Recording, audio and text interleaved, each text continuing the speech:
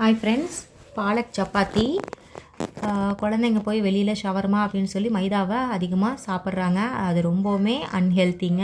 நம்ம ஹெல்த்தியாக வீட்லேயே செஞ்சு கொடுக்கலாம். வெறும் சப்பாத்திலையும் ஸ்டஃப் பண்ணி கொடுக்கலாம். நான் இன்றைக்கி டிஃப்ரெண்ட்டாக பாலக் சப்பாத்தி செஞ்சு கொடுக்கலான்ட்டு ட்ரை பண்ணேங்க.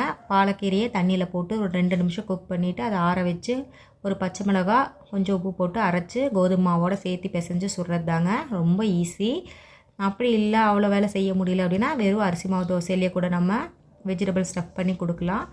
அதுக்கு கேரட்டு, பீட்ரூட்டு, ஆனியன், அப்புறம் க்ரீன் சட்னி, புதினா போட்டு அரைக்கிறதாங்க. நல்லா பசி கொடுக்கும். குழந்தைங்களுக்கு அடிக்கடி புதினா சட்னி செஞ்சு கொடுங்க.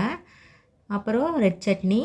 ஏன்னா இந்த சட்னி வச்சுட்டோம்னா அப்படியே சாப்பிட்டுக்கலாம். வேறு எந்த ஒரு சாம்பாரோ சட்னியோ நம்மளுக்கு தேவையில்லை. நீங்களும் இதே மாதிரி ட்ரை பண்ணி பாருங்கள். குழந்தைங்க வெஜிடபிளோடு சேர்த்து தோசையும் குயிக்காக சாப்பிட்ருவாங்க. வீடியோ பிடிச்சிருந்தால் லைக் பண்ணுங்கள். தேங்க்யூ.